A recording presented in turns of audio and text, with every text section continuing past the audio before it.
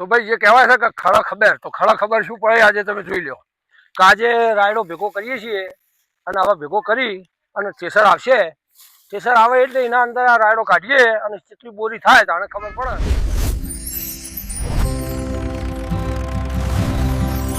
ભારત માતા કી જય. તો ખેડૂત મિત્રો, આ રાયડો અમે આજે 7 દિવસ થઈ ગયા વાઢે અને હવે એ હુકાઈ ગયો છે બરાબરનો. એટલે આજે આ થેસરમાં કાઢવાનો છે અને થેસરમાં કાઢી અને એની જે પ્રોસેસ થાય એ તમને બતાવી. તો સૌથી પહેલાં અમે આ ખેતરમાં ખડું તૈયાર કર્યું રોટાવેટર મારી, કે જેથી કરીને આ ભેગો કરવા માટે ચાલવામાં તકલીફ ના પડે. પહેલાં તો તમને સમજણ પડી કે આ ખડું શા માટે અમે કરીએ છીએ. તો આ ફંટાસી અમે ઘણીવાર દાંતરડાથી વાઢી લેતા હોઈએ છીએ અને દાંતરડાથી વાઢીએ એટલે એના અંદર કરચા રહી જાય અને કરચા રહીએ એટલે તાડપત્રી પાથરીએ એટલે તાડપત્રી ફાટી જાય, આ મેણિયું ફાટી જાય. અને ફાટે ના એના માટે રોટાવેટર મારી અને ખેતર હરખું કરવું જેથી કરીને કોઈ કરચો રહે નહીં.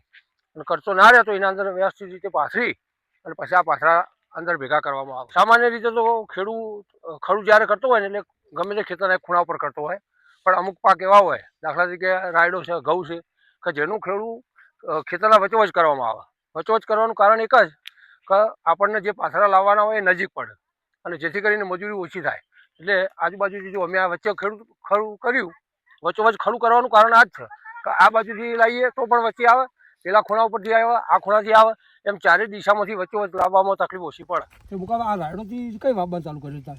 આ રાયડો મેં હરદ ટોમામાં હરાદ બેઠો એ વખતે કટર મરાવી અને ચિત્ર તૈયાર કરી અને પછી ચારા કાપી અને ઓટોમેટિક પેણીથી ભેડા ભેગમાં વાવતા નહીં. પાણીના બધા ડખાસી ગાવડોના ને ગુંડોના પણ પડી રહેતું હતું કે લાય તાર મીના ભેજનો રાયડો વાવી દઉં, જે થવો એ થાય. ગઈ સાલ અમારો રાયડો વાવ્યો તો તે 70 રાયડો છે તો વીઘાની અંદર 2 પોણનો. આ સાલે 2 પોણ જ પાયો છે. હવે જે થાય હાથો ઊણના વળમાં ગઈ સાલ રોગ નહોતા અને આ સાલ નકરા રોગ આવી ગયા સારા અને મેલા. તે આપણે તો આહાડો મીના ભેજનો હતો એટલે આપણે કોકે રાયડો થાય, બાકી વસ્તીના વીઘા 10 રાયડા ધર્યા નહીં. તો આ મારા અંદાજથી 20 રાયડો ચૂકતો ગયો નહીં યારે મીના ભેજનો હતો. એટલે આમ તો આ રાયડો બહુ નુકસાન પડે ના આપણે? નુકસાન એટલે ખેતર પડી રહેતું હતું હમુરદું, એટલે પછી હમુરદું પડી રહે તો આપણે કોઈ ભાડીને હું તો કહું 10,000 તો મળશે કે ખર્ચો કાઢતા. કારણ કે ખોટી જમીન આપણી પડી રહેતી, ખેતરમાં ઉગારા ઉગતા હતા તો શેડાને વાવ્યો તો આપણને વધારે નહીં કહેતો. ગઈ સાલ 30,000નો થયો હતો તો આ સાલ 20,000નો તો થાય ને 10,000 ખર્ચો કાઢી તો 10,000 ચોખ્ખા તો મળે ને. ઘરનું ખેતર શેડે વગી થાય.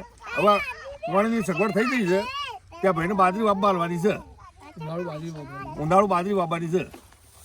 પછી હું કહેતો કે તમે આ જે રાયડો વાવ્યો ચોમાના ભીગમાં ઉજી ગયો તો પછી ભાજી નાખવો પડે? ચોમાના ભીગમાં કમ્પ્લીટ ઉજી ગયો તો આટલો જોવા તમને દેખાય છે ગાળો છે. ચોમાના ભીગમાં કમ્પ્લીટ અને ડેલી પડે તાણે પહેલું પણ પાયું જ છે.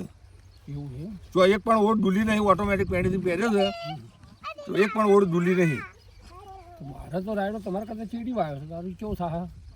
પાછળથી મેલા સારા બેઠાઈ ગયા, વાદળો તો હું મેલ મિલ્યો નહીં. એટલે ઊંડાવરમાં રાયડામાં હવા નથી પણ છતાં આપણો રાયડો સારો છે.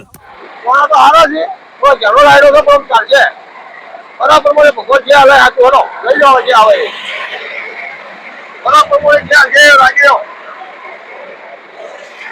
આપણે હંમેશા રાજી રહેવું. અત્યારે રાયડો લેવાની પદ્ધતિ તો એક જ હોય, પણ જે ખેતરવાળા છે ને એ લોકોની પોલિસી અલગ અલગ પ્રકારની હોય છે. કોઈ જગ્યાએ મિનિટ ઉપર હોય, કલાકો ઉપર રાખેલું હોય ખેતર, અને ઘણી જગ્યાએ મજૂર સાથે લઈને આવતા હોય છે. પણ આપણો તો શું છે કે અમારા કોઈ સિસ્ટમ એવી છે, મજૂર આપણો હોય અને ખેતર લઈને જ આવે ખાલી. ઘણી જગ્યાએ અમે જોઈએ છીએ ખેતરના આગાડીમાં મજૂરનો સ્ટાફ હોય. મિત્રો, રાયડો લેવામાં બીજી વાત ઓર રાખવી પડે કે જો રાયડો લીલો લઈએ આપણે તો થેસરમાં જલ્દી ભાગે ને થેસરનો ટાઈમ વધારે થાય. એના માટે રાયડો બરાબરનો હુકાઈ ગયેલો જુઓ, અને હુકાઈ ગયેલો તો ફટ લઈને ભાગી જવો જુઓ, અને ભાગી જાય તો એ ટાઈમ ઓછો થાય તમારે. રાયડો ઓરવાની પણ એક કળા હોય છે, એના માટેના જે માણસો છે એ કેટલી સ્પીડથી ઓરે છે એ પણ જોવા જેવું છે. જો સ્પીડ ના રાખો તો ટાઈમ વધી જાય, અને ટાઈમ વધી જાય તો ખેડૂતને નુકસાન પડે. જોકે ખેડૂતને નુકસાન તો પડતું જ હોય છે, માલ ધારો થાય નહીં તો નુકસાન જ પડે, પણ એ વેદના એ કોને કરે? આટલું દુઃખ હોય તો પણ એ કેટલા આનંદથી પોતાનો પાક લેતો હોય એ તમને આજે બતાવી. આ ખેતરમાં બાજરી વાપરવાની છે એટલા માટે અમે ઝડપી ખેતર ખાલી થાય એના માટેની એક સિસ્ટમ નવી કરી છે, એ તમને બતાવું જુઓ કે આ ડાયરેક્ટ ખેતરનો જે કચરો નીકળે છે એ સીધો જ ડાયરેક્ટ કોલાની અંદર ભરાઈ જાય.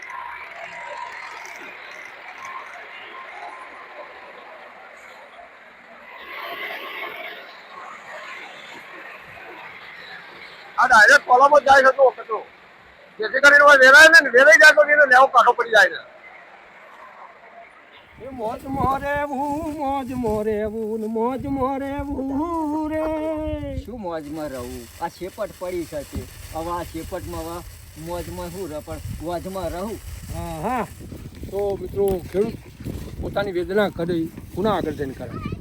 ખેડૂતે ધાર્યું કે મારે 8 બોરી રાયડો થશે. ગઈ વખતે 8 બોરી રાયડો થયો, આ વખતે 4 બોરી થયો, પણ સતત એની જે હિંમત છે એ ખરેખર કોના આગળ જઈને કે અંદર આત્માની અંદર દુઃખ હોય, છતાંય દુઃખ પણ પોતાનું કોઈને દેખાવા નથી જતું અને હંમેશા મોજમાં રહેવું. રાયડો લઈને થેસર આવે તો શેપટ થાય તો વજમાં રહેવું.